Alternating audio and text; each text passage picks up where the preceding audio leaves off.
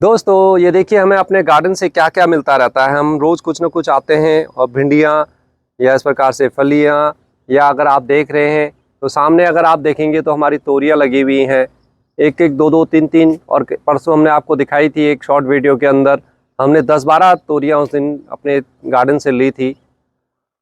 तो दोस्तों क्वेश्चन ये आता है कि गार्डनिंग अगर हम छत पर करते हैं तो हमें किस हद तक जाना चाहिए, कितना भार यहाँ पर डालना चाहिए हमें छत पर अपना। और गार्डनिंग छत पर तो बिल्कुल नहीं करनी चाहिए। कई हमारे मित्र आते हैं, जब गार्डनिंग को देखते हैं तो वो चौंक जाते हैं और उनको बड़ा डर सा लगता है, उनको बड़ा डर महसूस होता है कि आपने इतना सब कुछ कर रखा है, छत पर आपके वेट तो नहीं पड़ता सब। और हम स्वाभाविक है कि ये छत को हमें ध्यान से रखना होता है, हमारा अपना मकान है, मकान हमारे लिए सर्वप्रथम है दोस्तों। तो हमें अपने छत को नुकसान नहीं होने देना है। तो दोस्तों ये आप ऊपर देख रहे हैं, यहाँ पर हमारी पानी की टैंकियाँ हैं, करीब करीब 1000 लीटर की हमारी इसमें 8 टैंकियाँ आई हुई हैं जो हमारा ऊपर बना हुआ है, यानी कि 8000 लीटर इसके अंदर वेट आया हुआ है। लेकिन आप इतना भी ना घबराएं कि आप अगर थोड़ा बहुत अगर वेट रखते हैं तो आपकी छत टूट जाएगी।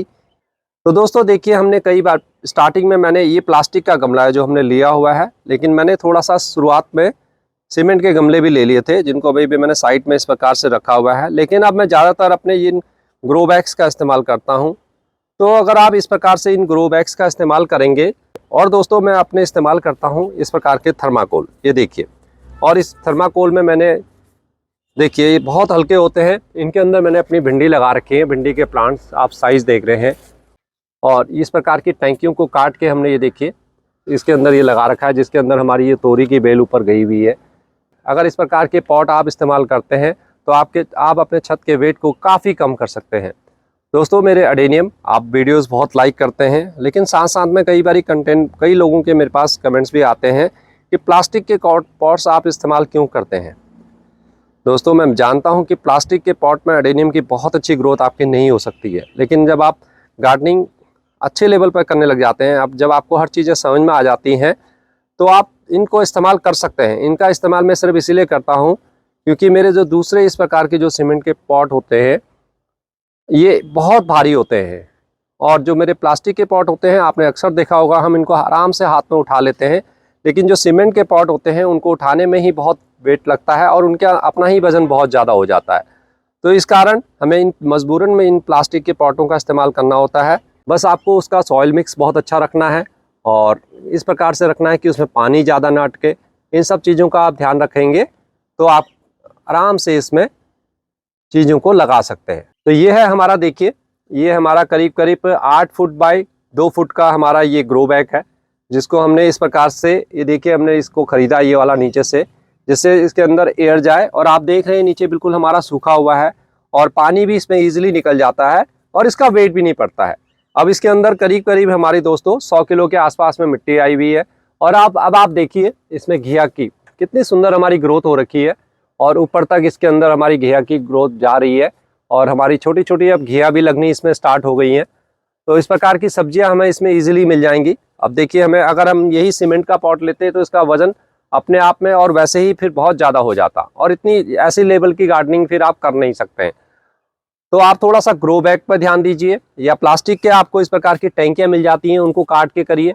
ये प्लास्टिक की हमारी टैंकी है, देखिए ये हमारी 200 लीटर की टैंकी जो मेरे को एक कबाड़ी से मिली है, उसको हमने काट दिया है और उसका नीचे वाला हिस्सा जो है हमने इस प्रकार रखा है।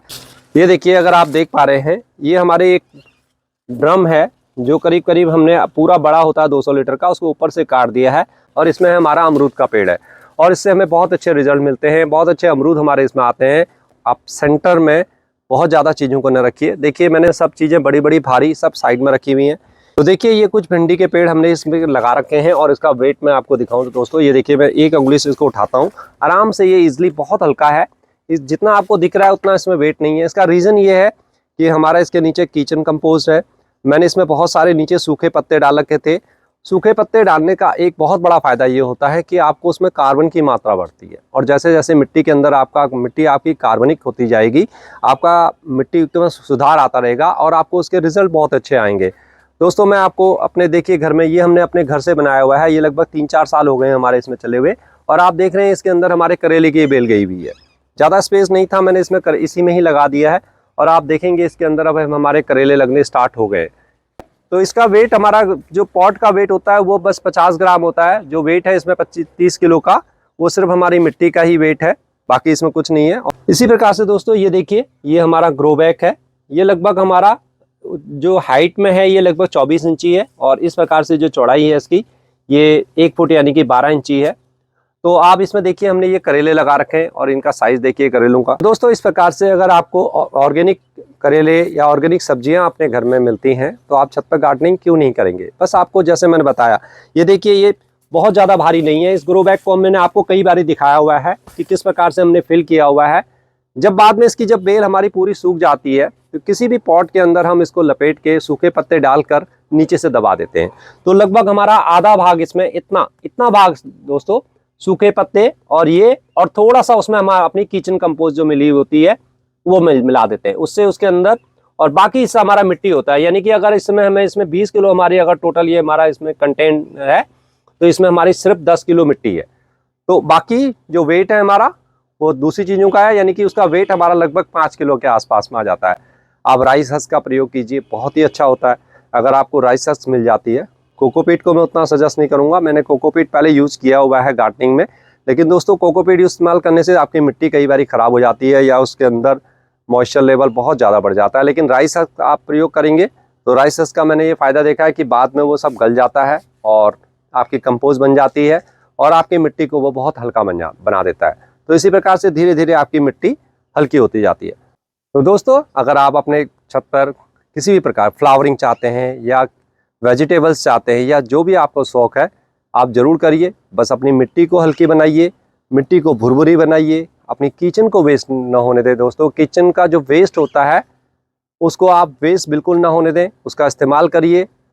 बहुत सारे लोगों के, मेरे बहुत सारे जानकार ऐसे हैं जो किचन का वेस्ट को इस्तेमाल करने से उनके मन में बहुत बड़ा डर रहता है कि उसके अंदर कीड़े आ जाएंगे, हमारे छतों में कीड़े आ जाएंगे, बहुत गंदगी होती है, बहुत स्मेल होती है। कहीं कुछ ऐसा नहीं होता। मेरे गार्डन में आप आइए, आपको कहीं कोई स्मेल नहीं महसूस होती। हमने सब चीज़ें इस प्रकार से मैनेज कर रखी है। बहुत सिंपल प्रोसीजर मैंने आपको किचन वेस्ट का बताया हुआ है। लेकिन अगर ये भी आपसे नहीं होता है तो शायद फिर आप गार्डनिंग नहीं कर सकते हैं, क्योंकि आप कितना खरीद के लाएंगे। दोस्तों किचन वेस्ट जो होता है उसको इस्तेमाल करने के लिए आपका सबसे बढ़िया तरीका है कि मिट्टी लीजिए उतनी ही जितना आपका किचन वेस्ट है, उसके अंदर उसको मिक्स कर लें और किसी भी पॉट के अंदर उसको छोड़ दीजिए। 1 महीने के लिए छोड़ दीजिए। 1 महीने में वो लगभग आपका तैयार हो जाएगा। फिर उसी के अंदर आपको कुछ नहीं मिलाना है, आप एक अपना छोटा सा पौधा लगा दीजिए और आप देखिए रिजल्ट आपको मिलेंगे। सूखे पत्ते अगर आपको मिल जाते हैं, आपके आसपास में कोई पार्क है, पार्क में जाइए, मालियों से मिलिए, उनको 10-20 रुपये दीजिए, वो आपको 2-4 कट्टे सूखे पत्ते के आराम से दे देंगे।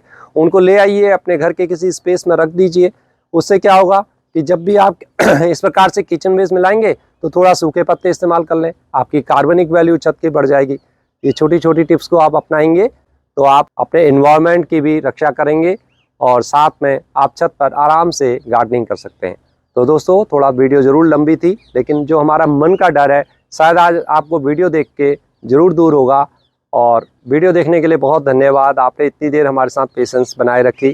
तो दोस्तों फिर मिलते हैं, और आप अपने कमेंट ज़रूर देना कि आपको हमारी ये वीडियो कैसे लगी और आपका इस बारे में क्या कहना है। हो सकता है आपको वीडियो पसंद ना आई हो या कुछ आप कहना चाहते हो तो वो भी ज़रूर हमें बताइए। फिर मिलते हैं किसी और वीडियो में, और चैनल को सब्सक्राइब कर लीजिए अगर अभी आप पहली बार अगर हमसे आप जुड़े हुए हैं।